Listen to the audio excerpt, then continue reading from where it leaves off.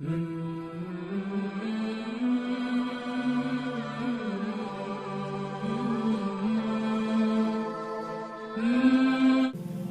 انہیں دیا تو سنایا بھی بہت کچھ، اور اے اللہ ایک تیرا در ہے جس نے دیا تو بہت کچھ پر کبھی تانا نہیں دیا۔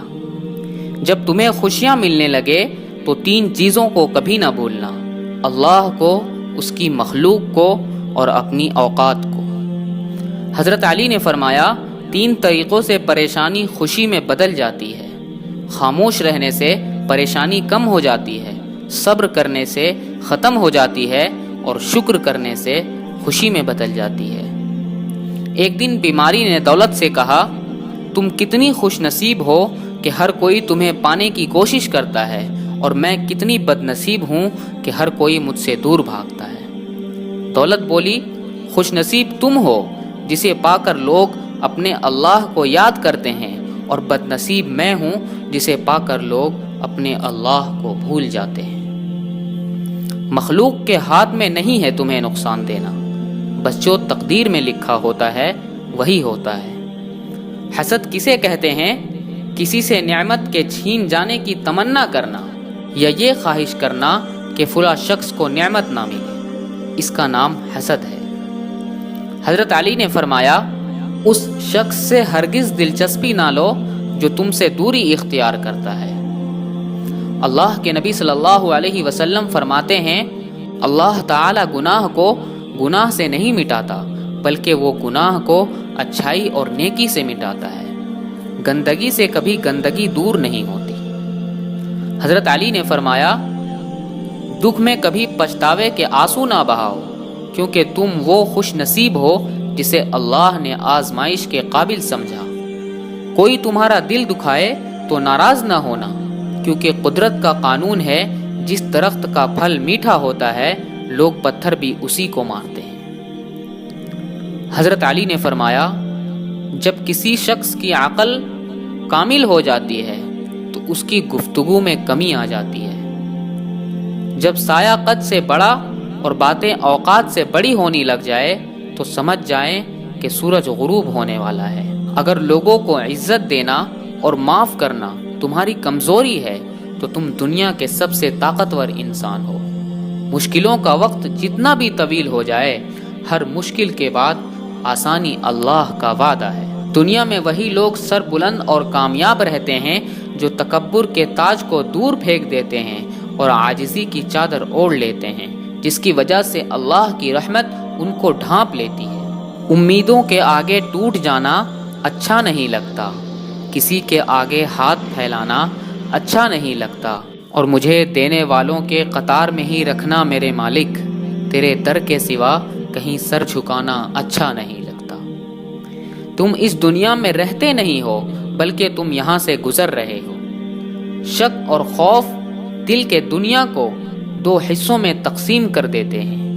ایک رسم ہے غسل کعبہ کی، ایک غسل ہے دل کے کعبہ کا۔ اس میل کو زمزم دھوتا ہے اور اس میل کو آنسو دھوتے ہیں۔ مجھے کن سے کر دو قریب تر، مجھے اپنے در کی کدانی دے، مجھے اس جہاں سے غرض نہیں، مجھے اس جہاں کی رسائی دے۔ فدور ہوتا ہے ہر عمر میں جدا جدا، کھلونا، عشق، پیسہ اور پھر خدا خدا۔ اللہ جب بہترین سے نوازتا ہے تو پہلے بدترین سے گزارتا ہے۔ خدا کو منا رہے ہیں لوگ خدا کی مخلوق کا دل دکھا کر۔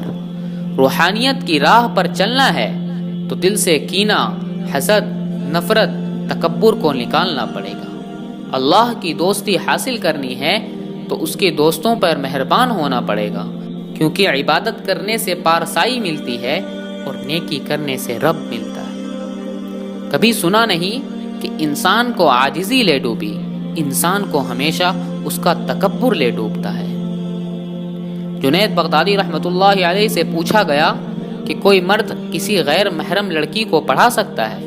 فرمایا، اگر پڑھانے والا بایزید بستانوی ہو اور پڑھنے والی رابعہ بصری ہو، جس جگہ پڑھایا جا رہا ہو وہ بیت اللہ شریف ہو اور جو کچھ پڑھایا جا رہا ہو وہ کلام اللہ شریف ہو، پھر بھی اجازت نہیں ہے۔ عمر بڑھنے کے ساتھ ساتھ غصے کی مقدار میں کمی عقل بڑھنے کی علامت ہے۔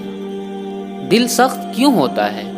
اللہ کے نبی صلی اللہ علیہ وسلم نے فرمایا، اللہ تعالیٰ کے ذکر کے سوا زیادہ گفتگو نہ کرو، کیونکہ اللہ تعالیٰ کے ذکر کے بغیر زیادہ کلام کرنا دل کی سختی کا باعث ہے، اور سخت دل آدمی اللہ تعالیٰ سے بہت دور ہوتا ہے۔ تعلیم کی کمی کو تربیت اچھی طرح ڈھانپ لیتی ہے، لیکن تربیت کی کمی کو تعلیم کبھی پورا نہیں کر سکتی۔ کسی نے حکیم بوسینا سے پوچھا، آپ کے دن کیسے گزر رہے ہیں؟ جواب دیا، گنہگار ہونے کے باوجود اللہ کی نعمتیں مجھ پر برس رہی ہے، سمجھ نہیں آتا کہ میں کس بات پر اللہ کا شکر ادا کروں، نعمتوں کے کثرتوں پر یا گناہوں کے درگزر کرنے پر۔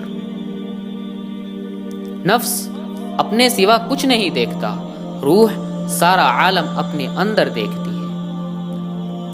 اللہ کے نبی صلی اللہ علیہ وسلم نے فرمایا، یاد رکھو، اللہ کی مدد و نصرت صبر کے ساتھ ہی ہے، اور ہر تکلیف اور مصیبت کے بعد کشادگی ہے، اور بلا شبہ ہر تنگی اور مصیبت کے بعد آسانی ہے۔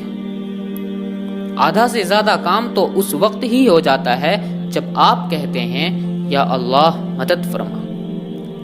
حضرت موسیٰ علیہ السلام جس راستے سے دریا پار کیے، فرعون اسی راستے پر غرق ہو گیا۔ راستے نہیں، رہبر بچاتے ہیں۔ حضرت واصف علیہ واصف فرماتے ہیں کہ غم کو بھی اس طرح قبول کر جس طرح خوشیاں قبول کرتے ہو۔ غم اور خوشی ایک ہی مصنف کی لکھی ہوئی چیزیں ہیں، خوشی بھی قبول ہے، غم بھی قبول ہے۔ حسن بصری رحمۃ اللہ علیہ فرماتے ہیں، بھیڑ بکریاں انسانوں سے زیادہ باخبر ہوتی ہے، کیونکہ چرواہے کی ایک آواز پر چرنا چھوڑ دیتی ہے، اور انسان اپنی خواہش کی خاطر احکام الہی کی بھی پرواہ نہیں کرتا۔ کچرے میں پڑی روٹیاں روز یہ کہتی ہے کہ پیٹ بھرتے ہی انسان اپنی اوقات بھول جاتا ہے۔ مدد کرنے کا جذبہ کبھی ٹھنڈا نہیں پڑنا چاہیے، اسی ایک جذبے سے منسوب ہے انسانیت۔ سوچ اچھی ہونی چاہیے، کیونکہ نظر کا علاج ممکن ہے لیکن نظریے کا نہیں۔ شیخ سعدی رحمۃ اللہ علیہ نے فرمایا، آپ کے اخلاق کی قدر بھی لوگ اسی وقت کریں گے جب آپ کے پاس دولت اور طاقت ہو۔ غریب کتنا ہی خوش اخلاق ہو، لوگ اس کے اخلاق کو اس کی مجبوری سمجھتے ہیں۔ انسان غم کی گرفت سے کبھی نہیں نکلتا، خوشی محض تھکان اتارنے کا وقفہ ہے۔ زندگی کے ہر موڑ پر جہاں امتحان ہوتے ہیں، وہیں اللہ کی مدد بھی موجود ہوتی ہے۔ بس یہی سوچ کر دعا مانگتے رہا کرو، رب کو تمہارا مانگنا پسند ہے۔ اور رہی بات قبولیت کی، تو اس کا وعدہ ہے وہ ضرور قبول کرے گا۔ زندگی میں سب کچھ الٹ پلٹ ہونے لگے تو سمجھو کہ رب انہیں نئے طریقے سے ترتیب دے رہا ہے۔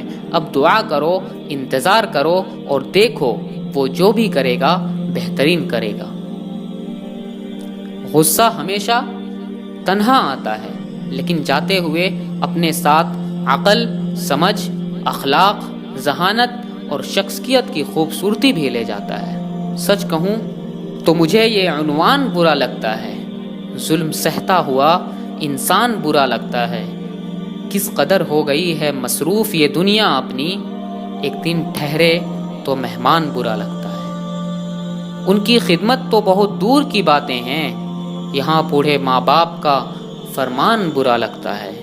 اور میرے اللہ، ہمارے قوم کو ذلت سے نکال، اتنے ذلت میں مسلمان برا لگتا ہے۔